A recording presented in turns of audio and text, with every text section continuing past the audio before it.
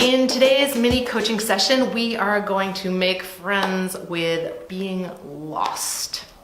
That doesn't sound maybe like fun, but we are always going to have periods when we are lost. And so we need to find a way to make it fun, or at least simply know that it's an incredibly important step in the process to excavating our authentic selves. So instead of being what other people want us to be, or being that old version of ourselves that maybe we've outgrown but haven't quite realized yet, there's this amazing middle step called being lost.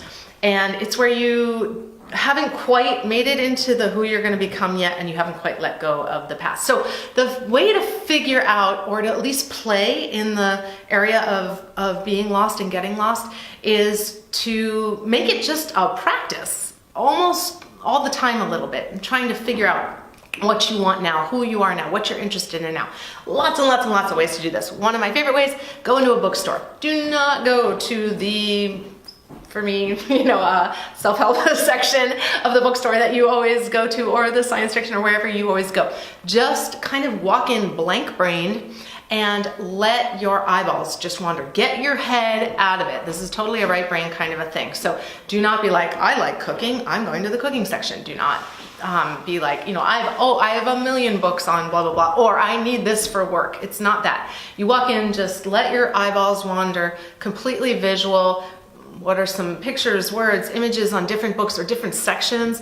You may find yourselves in the kids section for some reason, and who knows, maybe you'll end up writing a children's book, or any number of other places. Like, I've never read, not me, I read a ton of science fiction, but let's say you haven't. You go in there and you're like, okay, I don't know what this is, but kind of drawn to it. Don't try to analyze, just go do it. Buy the book, go home, read the book. You can do this in grocery stores too, where I'm always picking the low-fat yogurt and, the organic eggs. So there's suddenly something weird, chocolate-covered grasshoppers came to mind, but I don't know, something that you have no idea, you've never had it before, but your eye is drawn to it. And I don't mean like force yourself to be like, what's the weirdest thing I can find? That's not what we're talking about. It's really just the right brain at work, and it's just like scan, scan, scan, grab. Don't think, grab. And you can do this with people at a party too. I don't recommend you grab them, but there's somebody over there who's kind of catching your eye, kind of interesting, maybe not the kind of person you usually gravitate toward. Maybe they're louder, maybe they're quieter, and strike up a conversation. What will happen if you slowly start to do this all the time? First of all, you'll just have a much wider, richer breadth of things you're interested in life, but also you will start to see who you're becoming.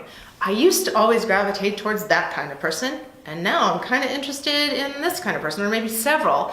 It allows you to excavate your new authentic self and see who you are now. It's very hard to just shake off all the labels you've had and who you think you are and who everybody thinks you are, and make your way into a new you. And you're always growing. It's not like at some point we're done and like, cut, take, here's me, frozen in time, ta-da, I'm done. So you're always, always, always changing. So to make friends with being a little lost, first of all, can make it a lot easier when you are lost or having a difficult time, but also it can be something you almost even look forward to, because you're like, you know what, I'm gonna figure out who this new part of me is. And it can be really, really exciting. Have fun.